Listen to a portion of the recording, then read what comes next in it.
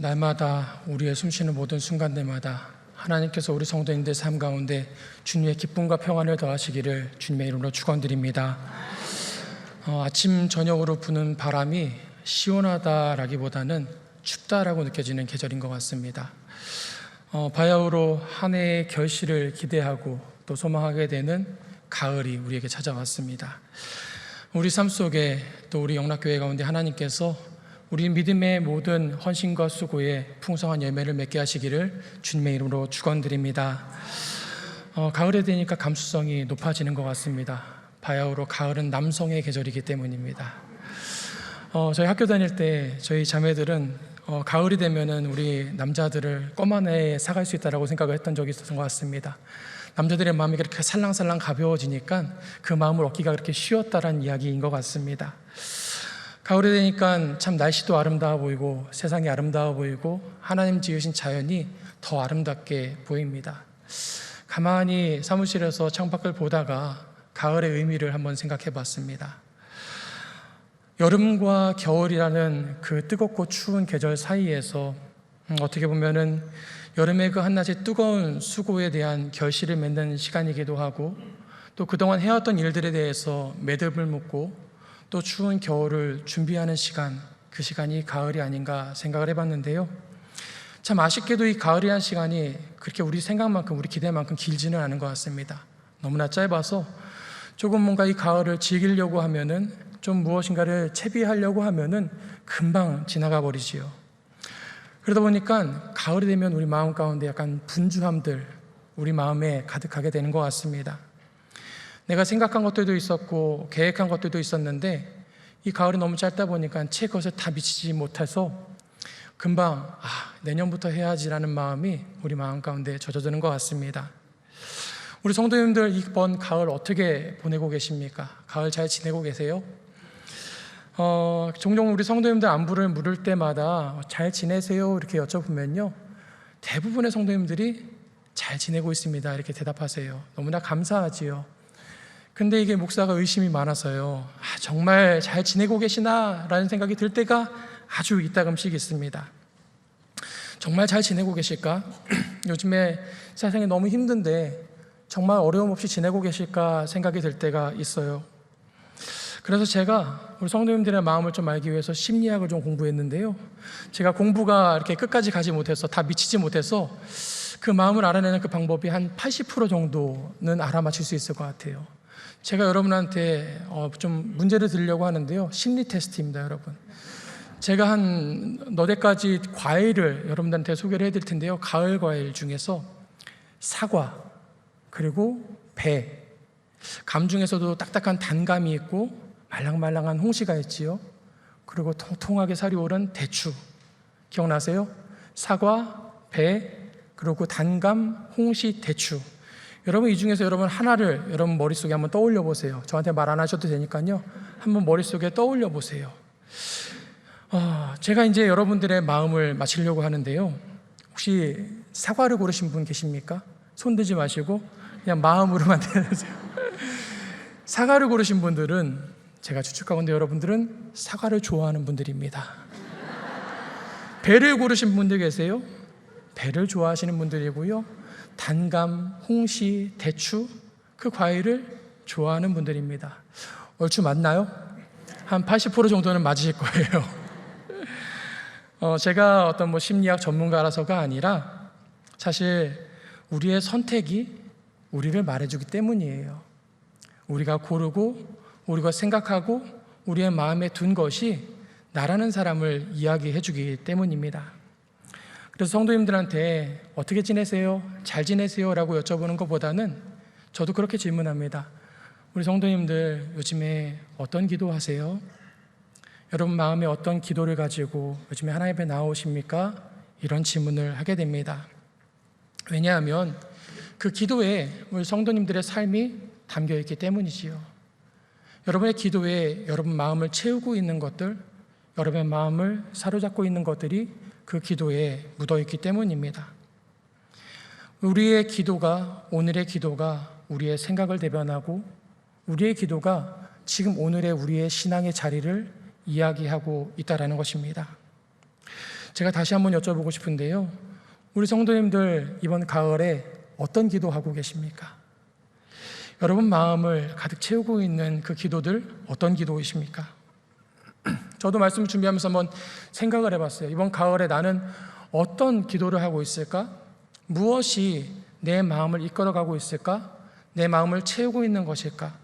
나는 이번 가을에 어떤 선택을 하고 있을까를 생각해 보았습니다. 끝날 듯 끝나지 않는 코로나와 또 세계 곳곳, 우리나라 곳곳에 있는 여러 가지 어려움들, 상황들, 또 우리 각각 개인의 삶에 있는 여러 가지 상황들 속에서 나는 무엇을 기도하고 무엇을 생각하고 무엇을 선택하며 살고 있는가? 오늘 말씀을 통해서 우리가 함께 같이 생각을 해보려고 합니다. 빌립보서는 여러분 아시는 것처럼 우리 바울 사도께서 빌립보 교회 그 성도들에게 쓰신 편지입니다. 아시는 것처럼 이 빌립보서는 별명이 하나 있는데요, 기쁨의 편지입니다. 이 빌립보서 안에 기쁨이란 내용이 많이 나와 있기도 하고요. 사실 바울 사도께서 이 편지를 쓰실 때 감옥 안에서 이 편지를 쓰셨어요. 그런데 그럼에도 불구하고 그 감옥 안에서도 하나님이 주시는 영적인 충만함과 그 기쁨으로 인해서 그 빌립보 교회 성도들에게 자기 안에 있는 그 기쁨을 고백하고 있더라는 것이지요. 뿐만이 아니라 그 바울 사도께서 빌립보 교회를 생각하면서 그 교회 성도들을 생각하면서 자기가 뿌린 그 복음의 씨앗이 싹을 내고 또 크게 자라서 풍성한 열매를 맺는 것에 대한 기쁨을 그대로 담아내고 있기 때문에 이 빌립보서를 기쁨의 서신, 기쁨의 편지다라고 부르게 합니다. 오늘 그 본문을 한번 보려고 그러는데요, 우리가 읽은 본문 바로 앞에 있는 3절에서부터 5절 말씀 제가 읽어드리겠습니다. 내가 너희를 생각할 때마다 나의 하나님께 감사하며 간구할 때마다 너희 무리를 위하여 기쁨으로 항상 간구함은 너희가 첫날부터 이제까지 복음을 위한 일에 참여하고 있기 때문이라. 8절 말씀이요, 내가 그리스도 예수 그리스도의 심장으로 너희 무리를 얼마나 사모하는지 하나님이 내 증인이시니라. 아멘. 여러분, 이 빌립보 교회 성도들을 향한 바울의 마음이 조금 보이세요? 그 안에 있는 하나님 주신 영적인 기쁨, 그뿐만이 아니라 그 인간적으로도 그 성도들을 볼 때 너무나 사랑스럽고 너무나 기쁨이 충만한 모습이 보이는데요, 요즘에 젊은 사람들은 이런 시선, 이런 마음을 가지고 꿀 떨어진다 그래요. 누구를 바라볼 때 너무나 사랑스럽게 보는 그 모습을 눈에서 꿀이 떨어진다 그러는데 정말 그런 것 같습니다. 이 빌립보 교회 성도들을 바라보는 바울 사도의 눈에서 정말 꿀이 뚝뚝뚝뚝 떨어지고 있는 것 같아요. 바울 사도와 이 빌립보 교회의 인연은 사도행전 16장에 첫 인연이 나와 있는데요, 두 번째 전도 여행, 그러니까 한 주후 49년에서 50년 사이쯤인 것 같은데요, 바울 사도께서 이제 아시아 쪽으로 복음을 전하려고 하실 때 성령께서 그 길을 막으시지요. 그리고 마게도냐 지역으로 건너가라라고 말씀하십니다. 마게도냐 그 유럽 지역으로 건너가라라고 말씀하셔서 바울 사도가 아시아행을 포기하고 유럽 지역으로 방향을 틀게 됩니다. 그리고 나서 이 마게도냐 지역에서 처음 방문했던 성이 바로 이 빌립보라는 성이었었지요. 그곳에서 우리가 잘 아는 그 자색 옷감 장수 루디아라는 사람을 만나게 되고 그 가족들이 바울이 전하는 복음을 전해 듣게 되고 그것을 영접하게 되고 예수님을 영접하게 되고 바울을 자기의 집으로 초대하게 됩니다. 사람들은 이 루디아의 집에서 모였던 이 모임이 유럽에 세워진 첫 번째 교회다라고 이야기하기도 합니다. 그리고 그 이후에 빌립보에서 복음을 전한 이후에도 바울 사도는 계속해서 선교 여행을 다니게 되지요. 그리고 빌립보 교회와 그 성도들은 바울 사도의 그 선교를 위해서, 그 전도 사역을 위해서 물심양면으로 지원을 합니다. 기도의 후원자가 되어주고 재정의 후원자가 되어주기도 하지요. 제가 바울에 대한 연구들을 쭉 찾아보다가 바울이 이 감옥에서 이 빌립보서를 쓰고 있을 때의 나이가 대략 한 50대 초반 정도 됐을 거라는 걸 봤습니다. 그렇게 추정하더라고요. 그리고 바울 사도께서 로마에서 순교할 때의 그 나이가 약 60 정도 되었다라고 추정을 합니다. 이것을 감안해서 이 바울 사도의 인생을 봄, 여름, 가을, 겨울 4계절로 나눠봤을 때 얼추 이 빌립보서를 쓰고 있던 이 시기는 인생의 가을의 시점쯤이 아니었을까 생각을 해보는데요, 그도 그럴 것이 이 바울 사도의 인생 우리가 너무나 잘 알지 않습니까? 그 뜨거운 여름, 그 여름에 무슨 일이 있었지요? 다메섹 도상에서 예수님을 정말 뜨겁게 만나고 그 앞에서 자신의 삶을 헌신하고 주님의 부르신 그 사명을 따라서 전 세계를 다니며 곳곳을 다니면서 하나님의 복음을 전했던, 그리고 이제 그 복음의 열매들이 조금씩 결실을 맺게 되는 그 일들을 바라보게 되었지요. 하나님이 이 바울 사도를 부르실 것이 언제인지 알지 못하지만 그 인생의 겨울을 준비하면서 조금도 주저함 없이 망설임이 없이 자기의 길을 꿋꿋이 묵묵히 걸어가는 그 모습이 가을 길을 걸어가고 있는 한 사람의 모습과도 같아 보였습니다. 제가 오늘 이 설교의 제목을 가을의 기도라고 정한 이유가 바로 여기 있는데요, 그 바울 사도께서 자신의 인생의 가을 길을 걸어가면서 기도했던 내용, 그 이야기를 함께 나누려고 합니다. 오늘 바울 사도께서 이 빌립보 교회 성도들을 향해서 기도하는 이 기도는요, 그 마음, 그 인생의 가을 안에 그 마음에 어떤 것들이, 어떤 삶의 이야기와 어떤 소원들이 가득했는지를 그대로 보여주고 있습니다. 이 바울 사도의 삶과 그 신앙이 이 기도에 그대로 드러나고 있는 것 같은데요, 우리 구절 말씀, 그 가을의 기도에 다시 한번 귀를 좀 기울여 보려고 합니다. 제가 쉬운 성경으로 한번 읽어드리겠습니다. 여러분을 위해 기도합니다. 여러분의 사랑이 나날이 커지고 그 사랑으로 더 풍성한 지식과 통찰력을 갖게 되기를 기도합니다. 여러분, 이 구절에서 바울의 마음이 조금 보이세요? 인생의 가을을 걸어가고 있는 바울의 그 마음을 채운 것이 뭐였습니까? 그 생각을 채우고 있는 것, 그 마음을 가득 채우고 있던 것, 다름이 아니라 빌립보 교회와 그 성도들이었습니다. 다시 말하면 하나님께서 바울 사도를 부르셔서 그에게 복음의 씨앗을 뿌리게 하시고 하나님께서 맺게 하신 그 복음의 열매들, 하나님의 은혜의 증거들, 그리고 자신이 하나님께 부름받았던 그 사명의 자리를 바울 사도께서 주목하고 있다는 것이지요. 지금 이 편지를 쓰는 바울 사도는 감옥에 갇혀 있지만, 그래서 복음의 발걸음이 멈춰진 것 같고 중단된 것 같지만, 그 바울 사도의 눈은 여전히 하나님께서 일하시는 그 현장을 향해서 눈이 고정되어 있다라는 것이지요. 하나님께서 역사하시는 그 복음의 현장, 그 복음의 그 놀라운 역사 가운데 바울 사도의 몸과 마음과 모든 시선과 관심이 집중되어 있다라는 것입니다.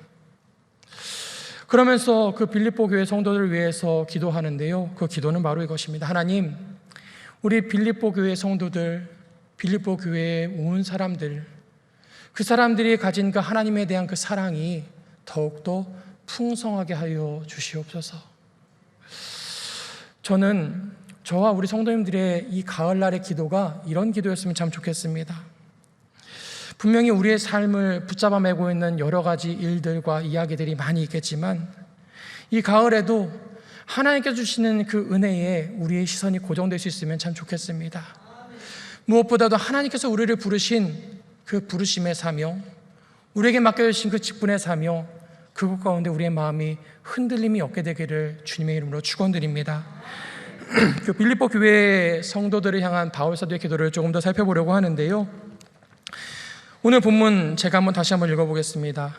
내가 기도하노라. 너희 사랑과 지식과 모든 총명으로 점점 더 풍성하게 하사 너희로 지극히 선한 것을 분별하며 또 진실하여 허물 없이 그리스도의 날까지 이르고 예수 그리스도로 말미암아 의의 열매가 가득하여 하나님의 영광과 찬송이 되기를 원하노라. 아멘.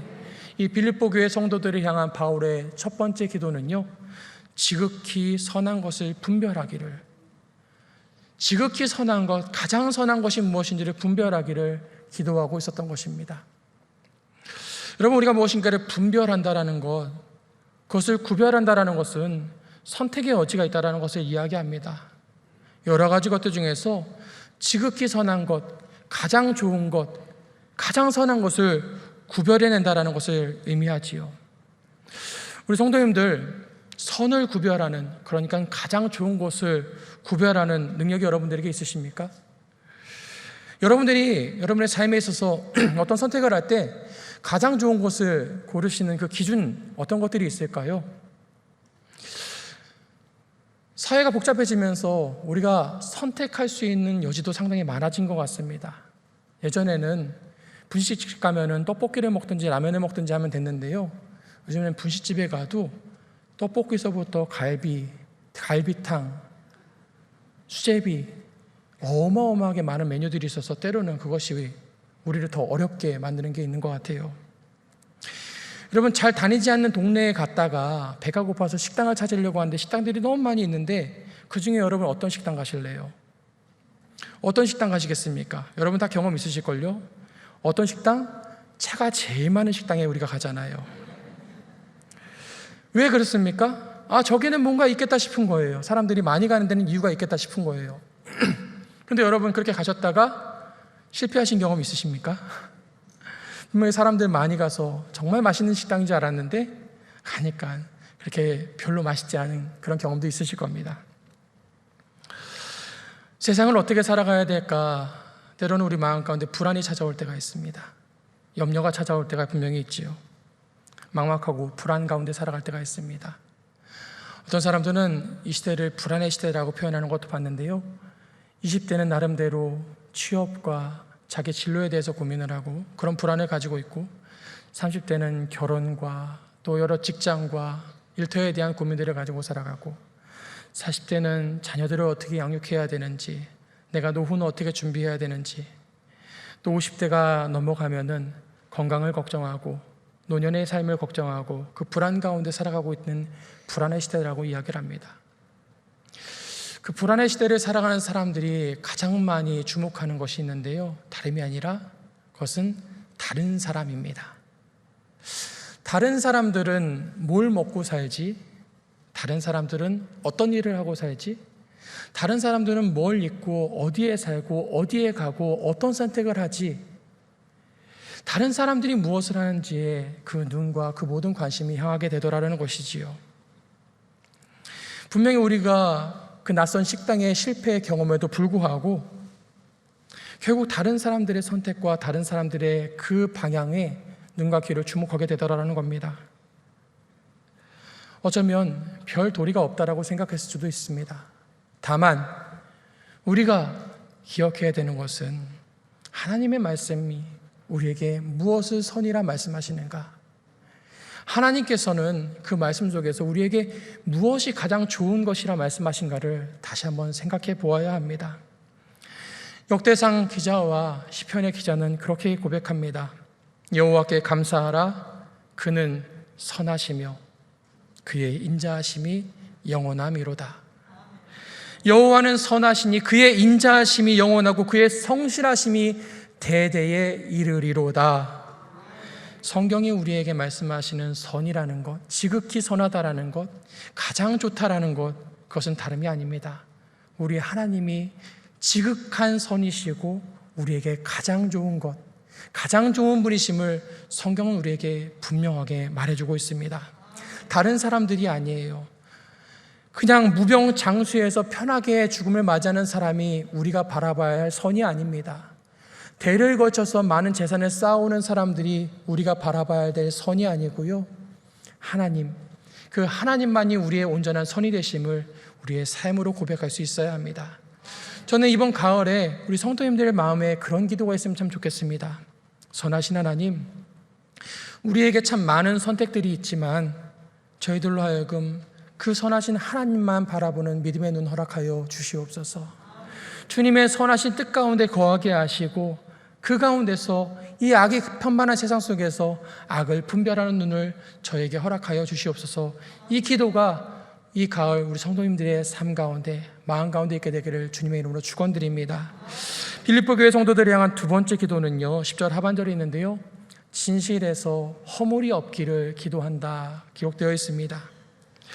여러분, 진실하다라는 것, 어떤 사람들은 이것을 솔직하다라고 이해하기도 하는데요, 오늘 본문에서 이 진실하다라는 것은 깨끗하다, 순수하다라는 뜻인 것 같아요.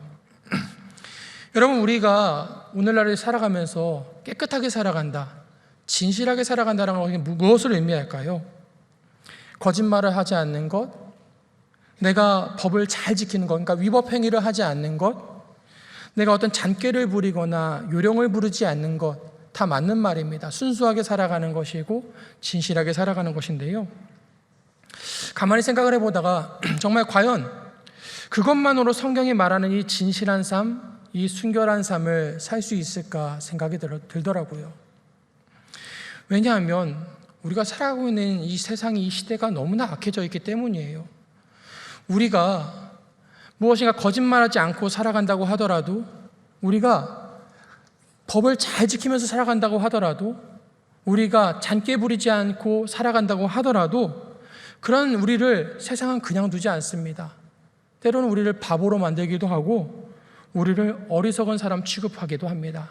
그럴 때마다 우리 마음엔 어려움이 찾아오지요. 내가 괜히 이렇게 살아가나? 내가 정말 바보가 된 건가? 때로는 내 마음에 아픔이 찾아오기도 합니다. 다시 생각해 봅니다. 성경에서 말하는 진실함이라는 것, 그 깨끗함이라는 것, 그것이 무엇일까? 단순히 내가 거짓말하지 않고 위법하지 않고 잔꾀 부리지 않는 것, 그것 이상을 의미할 것 같습니다. 성경이 말하는 진실함이라는 것은 내가 기꺼이 옳은 것, 우리가 앞에서 살펴봤던 지극히 선한 것을 선택하고 그것을 따라갈 수 있는 용기와 담대함을 의미하는 것입니다. 단순히 무엇을 하지 않는 것이 아니라 내가 과감하게 하나님의 뜻을 따라가고 하나님의 길을 따라갈 수 있는 그 용기와 그 선택을 내가 붙잡고 놓지 않을 수 있는 것, 그것이 바로 성경에서 말하는 진실함이다라는 것이지요. 진실하기 위해서는 용기가 필요합니다. 때로는 손해볼 수 있는 용기가 필요합니다. 때로는 불편한 그 일을 감수할 수 있을 그 용기가 필요합니다. 그런데 우리는 때로 그 용기가 부족한 것 같습니다. 내가 손해보는데 인색하고 예민하게 굴 때도 있지요. 이 가을에 우리 성도님들과 함께 나눈 기도는 바로 이것입니다. 하나님, 이 악이 편만한 이 시대 속에서, 악이 상식처럼 여겨지는 이 시대 속에서 하나님, 저로 하여금 하나님의 선하심을 따라갈 수 있는, 그것을 놓치지 않을 믿음의 담대함을 주시옵소서. 하나님, 저에게 그 굳건한 믿음을 허락하여 주시옵소서. 이것이 저와 여러분의 기도 될 수 있게 되기를 간절히 소망합니다. 세 번째 바울의 기도는요, 의의 열매를 맺기를 기도하고 있다는 것이에요. 의의 열매라는 것은 바꿔 말하면 합당한 열매다라고 바꿔볼 수 있을 것 같은데요, 더 쉽게 말하면은 콩을 심어서 뭘 거두는 걸까요? 콩을 심어서 콩을 거두는 거예요. 팥을 심어서 팥죽을 얻고 하는 것이 아니라 팥을 심어서 팥을 얻는 것, 그것이 의의 열매이라는 것이죠. 너무나 당연합니다. 정말 작은 어린아이들도 아는 건데 바울 사도가 왜 이 당연한 기도를 빌립보 교회 성도들을 위해서 하고 있을까? 그 시대가 그것이 당연하지 않은 시대였기 때문이었을 것입니다. 옛날이나 지금이나 사람들이 열매를 생각할 때 가장 먼저 떠오르는 것은 그 열매가 무슨 열매인가, 어떤 열매인가 보다는 그 열매가 얼마나 큰 열매인가, 얼마나 많이 있는가에 주목하게 되는 것 같습니다. 무슨 말이냐면요, 어떤 사람이 그러는 거예요. 몇 년 전에 우리 집 마당에다 심은 조그만 그 과일나무 묘목이 있었는데 드디어 몇 해 만에 그 과일나무에 과일이 열렸어라고 이야기했을 때 사람들은 정말? 진짜? 와, 대단하다라는 반응이기보다는 그래서 몇 개나 열렸는데, 그래서 먹을 만은 해? 약간 비약처럼 들릴 수도 있지만 종종 우리의 신앙에서도 이런 모습을 보게 되는 것 같습니다. 하나님께서 우리에게 주신 그 은혜를 은혜 자체로 바라보기보다는 그 은혜가 얼마나 큰 은혜인지, 심지어는 다른 사람이 받은 은혜와 비교해 보면서 내가 받은 은혜가 저 사람이 받은 은혜보다 큰 은혜인지 작은 은혜인지 비교하는 우리의 모습을 보게 되더라는 것이지요. 열매 자체보다 열매의 크기와 양에 더 주목하게 되고 때로는 우리가 심지 않은 것을 기대하고 그렇게 살아가는 이 시대를 바라보고 또 우리의 모습을 바라보게 되는 것 같습니다. 그런데 성경은 분명히 우리에게 이야기합니다. 심은 대로 거두는 것이 하나님의 법칙이라고요. 결실이라는 것은 하나님이 주시는 것이다라고 성경은 이야기합니다.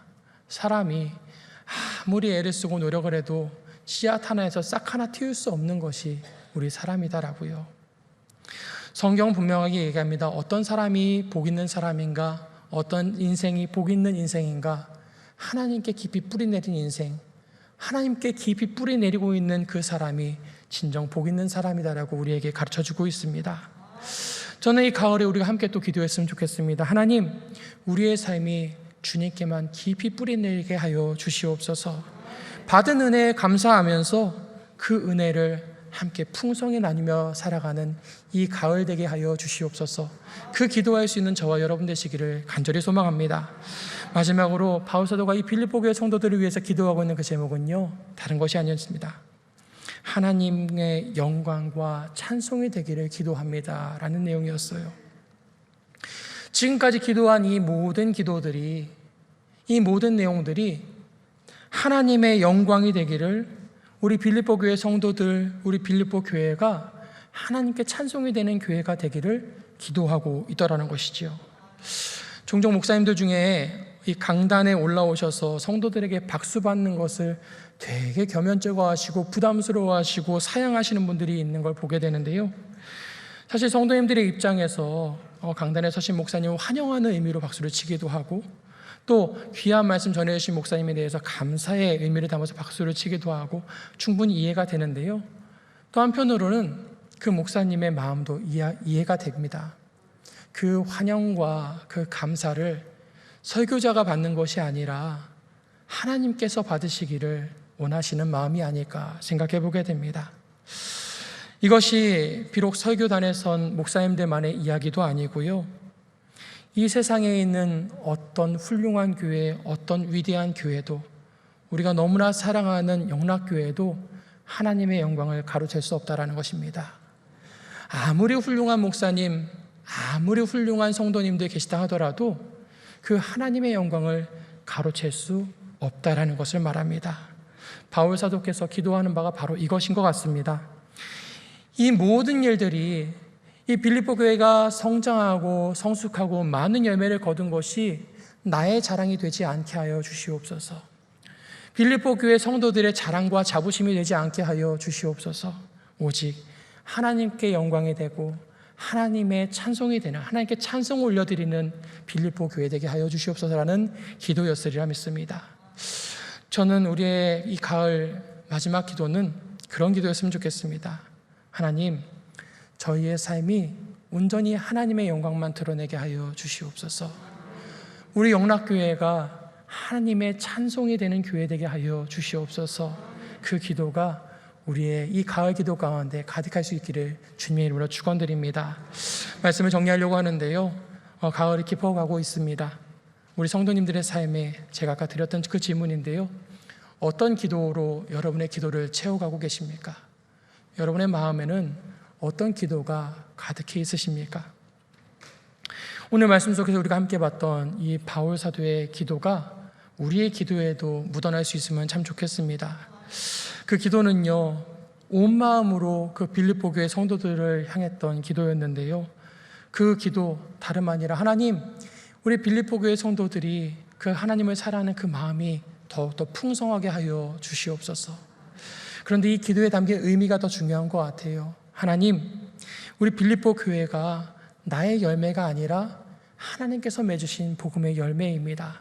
하나님의 은혜를 고백하는 기도였었고, 그 감옥 속에서 자칫 선교의 사명이 시그러질 수 있고 또 시들에 식어질 수 있지만, 하나님, 내 사명을 주님의 그 부르신 가운데 굳게 동여맵니다라는 그 믿음의 결단의 기도였으리라 생각해 봅니다. 저는 이런 기도가 저와 여러분에게 있게 되기를 간절히 소망합니다. 하나님의 은혜를 바라보면서 우리의 부르심을 하나님께 굳게 동여매는 그 기도가 우리 가운데 있게 되기를 소망합니다. 많은 기도들이 있을 거예요. 여러분의 삶에 있어서 이 가을에 시급하게 하나님 앞에 기도하고 간구하는 것도 많이 있을 텐데요, 나 자신을 위해서, 또 우리 자녀들을 위해서, 우리 가족들, 우리 부모님을 위해서, 사랑하는 영락교회와 우리 성도들을 위해서, 또 우리 북한에 있는 우리 동포들을 위해서, 세계 선교지를 위한 우리의 많은 기도들이 있을 텐데요, 그 기도가 우리가 오늘 함께 고백한 이런 기도들로 채워줄 수 있게 되기를 바랍니다. 하나님, 우리로 하여금 하나님의 선하신 뜻을 따라 살게 하여 주시옵소서. 우리 자녀들, 하나님, 세상에 많은 것들, 많은 선택지들이 있지만 하나님의 선을 따라 살아가는 우리 자녀들 되게 하여 주시옵소서. 그 길을 따라가는 동안 마음에 낙심하지 않게 하시고 담대함을 가지고 굳건한 믿음을 가지고 그 하나님 따라가는 그 길을 포기하지 않게 하여 주시옵소서. 저들의 삶이, 우리의 삶이, 우리 영락교회가 하나님께만 깊이 뿌리 내려서 하나님 복 주시는 교회, 하나님 복 주시는 인생을 살아가게 하여 주시옵소서. 우리의 모든 삶을 통해서, 나의 모든 삶의 순간들, 우리 자녀들과 우리 영락교회를 통해서 하나님만 영광 받으시고 하나님만 찬송받아 주시옵소서. 이 가을에 우리의 마음과 영혼을 이런 기도들로 채워갈 때 하나님께서 이미 우리 가운데 응답하시고 역사하심을 우리 모든 성도들로 하여금 고백하게 하시고 간증하게 하시기를 주님의 이름으로 축원드립니다. 기도하겠습니다. 하나님, 주님의 사랑하는 영락교회 성도들, 그 주님을 향한 사랑이 날마다 더욱더 풍성해지게 하여 주시옵소서. 선하신 하나님, 많은 선택과 갈림길 속에서 주님의 뜻에 귀를 기울이게 하시고 악을 분별하게 하여 주시옵소서. 진실하신 하나님, 이 악이 상식이 된 이 세상 속에서 저희들로 하여금 주님의 뜻을 따라갈 수 있는 용기와 담대함을 허락하여 주시옵소서. 주님께 뿌리내린 삶 되게 하시고 받은 은혜에 감사하며 그 기쁨을 나누며 살아가게 하여 주시옵소서.